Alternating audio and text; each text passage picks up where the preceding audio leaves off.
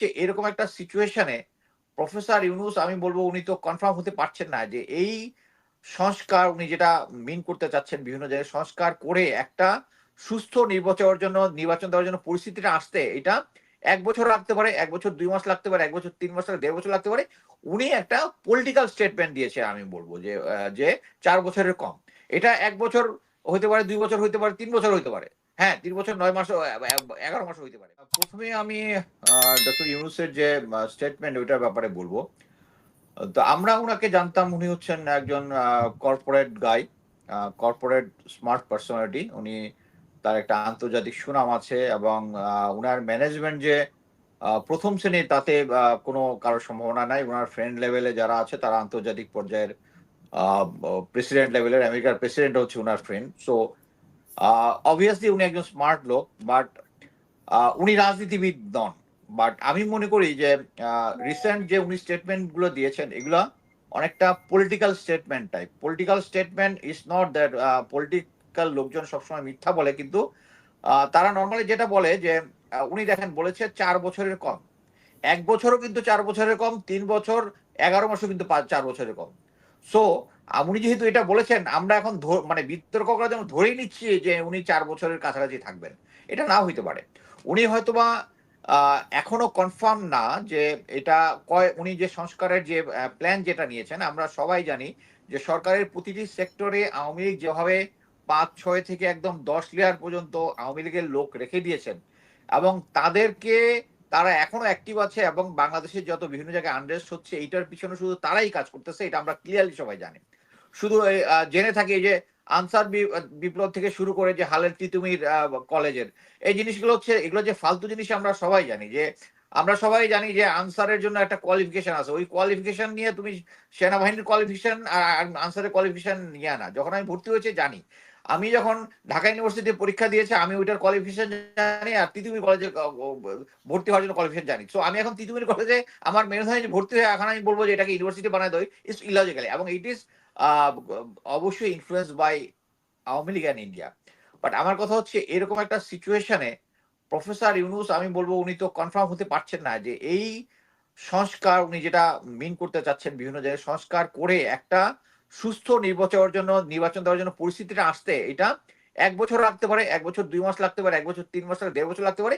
উনি একটা political statement দিয়েছে আমি বলবো যে 4 বছরের কম।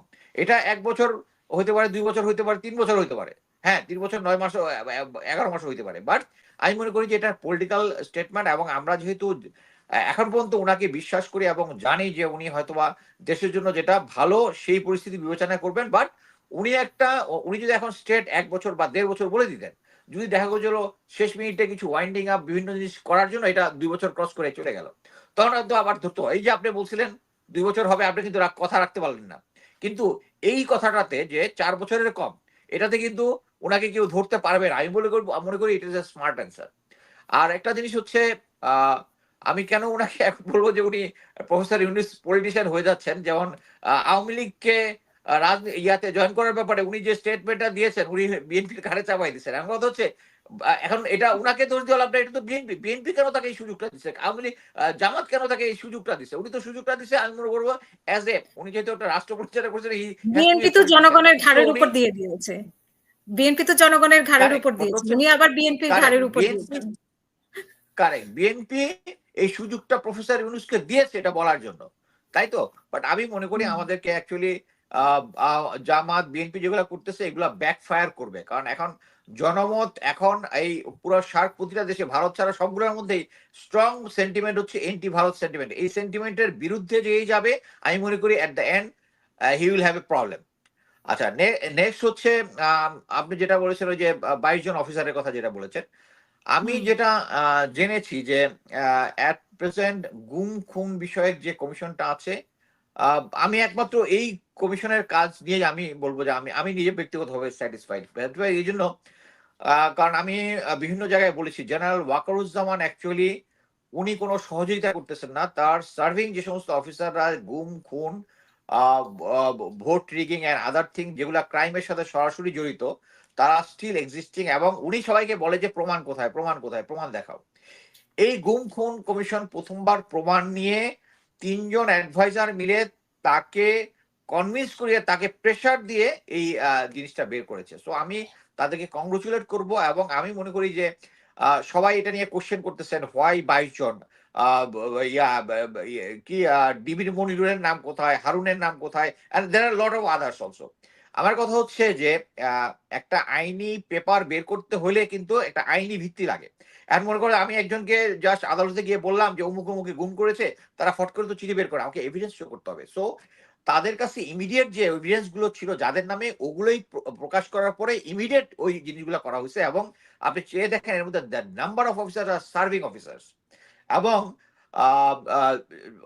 মানে আমার কোর্সমেট সেই জিয়াউল হাসানের কথা যেটা বলেছেন যে তাকে আদালতে নেওয়া হয়েছে এবং তার যে ক্লোজ অ্যাসোসিয়েট সেনাবাহিনীতে যারা ছিল তারা অলরেডি ওখানে কোশ্চেন আনসার দিতেছে। আমি যেটা শুনলাম অনেকে 164 দিয়েছে, 161 ইয়া দিয়েছে।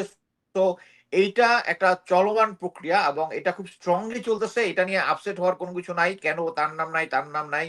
যাদের কাছে এভিডেন্স আছে আমি মনে করি তারা ওখানে ভলেন্টিয়ার এগিয়ে গিয়ে এখন দিতে পারবে। আমি শুধু এইটুকু বলতে পারি, এর আগে অনেক জায়গায় আমি এভিডেন্স দিয়েছি, বাট তারা জাস্ট ওই মৌখিক ভাবে, যেমন একটু আগে সাকিব ভাই বলতেছিলেন যেটা হচ্ছে বিডিআর কার্নিস নিয়ে, যেটা কিছুদিন পরে পরে জেনারেল জাহাঙ্গীর শুধু একটা স্টেটমেন্ট বাইর করে আমরা ইমিডিয়েটলি করতেছি, but it is A delay technique. এখন পর্যন্ত অন গ্রাউন্ডে এই ধরনের কোনো কিছু অ্যাকশন হয় না। Whereas on the other hand এই গুম কমিশন খুব সিনসিয়ারলি কাজ শুরু করেছে এবং সরকারের সাথে, এবং এই কারণেই জেনারেল ওয়াকারকে সাফিসিয়েন্ট প্রেশার দিতে হয়েছে। এখন এখানে